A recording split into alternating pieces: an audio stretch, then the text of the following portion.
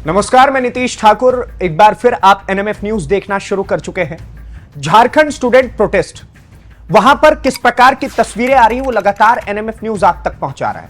कभी बच्चों से जब हमारी बातचीत हो रही है, हमारे टीम मेंबर्स की बातचीत हो रही है, तो उनके आंखों में आंसू देखने को मिलते हैं कि भाई हमारी सालों की मेहनत है और हम उस मेहनत को बर्बाद होते हुए नहीं देख सकते।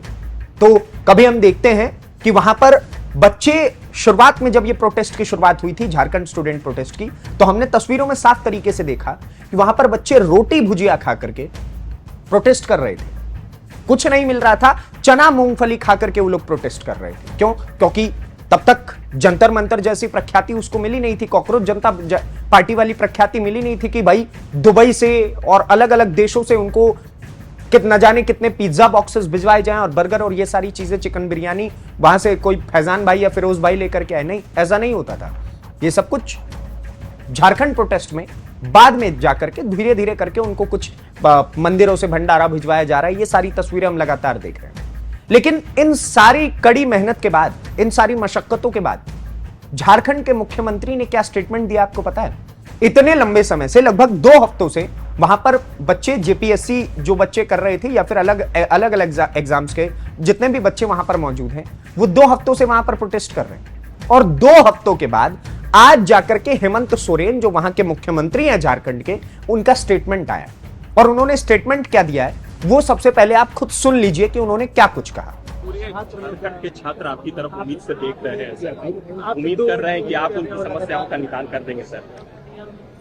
आपको पता है, मैंने पहले भी कहा है, सरकार के आंख भी हैं, कान भी है, संवेदनशीलता भी है, और हम कितनी गंभीरता के साथ चीजों को देख रहे हैं ये तो मैं सीना चीर के तो नहीं दिखा सकता। लेकिन ये जरूर है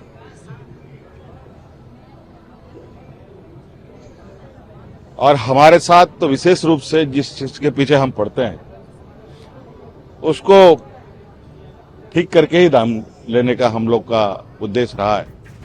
तो सुना आपने, वो इसमें साफ तरीके से केवल एक ही बात कहते हुए नजर आ रहे हैं कि भाई सरकार, यानी हमारे भी आंख नाक कान सब कुछ है, हम भी सुन और देख सकते हैं कि क्या कुछ चल रहा है झारखंड के अंदर। आप जब ये स्टेटमेंट देते हैं, जब हेमंत सोरेन ये स्टेटमेंट देते हैं, तो आपको क्या लगता है कि उनका ये स्टेटमेंट कहीं से भी आपको वाजिब नजर आता है? कि वो कह तो रहे हैं कि भाई हमें सब कुछ दिख रहा है, हम सब कुछ सुन भी पा रहे हैं, यानी कि हम बच्चों को भी देख पा रहे हैं कि वो प्रोटेस्ट कर रहे हैं, वो पीड़ित है वहां पर, और दूसरी तरफ 2 हफ्तों से उनकी सरकार कोई जवाब नहीं देती। किसी भी बच्चे से बातचीत करने के लिए सत्ता का कोई भी आदमी वहां पर नहीं पहुंचा।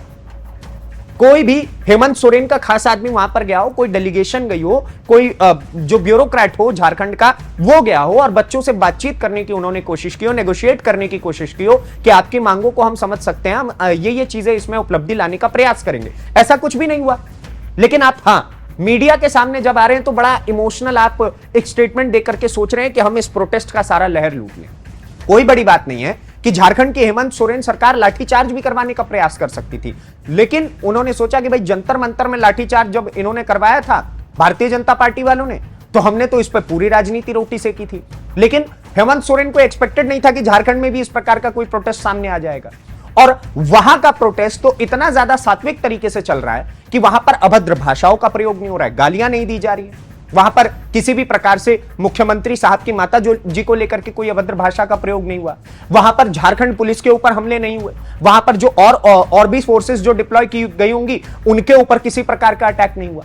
इसी वजह से वहां के बच्चों की कोई बात नहीं सुन रहा है। क्यों? क्योंकि वो बच्चे गाली नहीं देते और सरकार आकर के जवाब देती है कि हमारे आंख नाक कान सब कुछ है, हम इस पे डेवलपमेंट लाने की कोशिश कर रहे हैं। कब तक आप ये डेवलपमेंट लाने की कोशिश करेंगे और कब तक वहां पर जो एक लड़का भूख हड़ताल पे बैठा हुआ है वो कब तक उस भूख हड़ताल में बैठा रहेगा?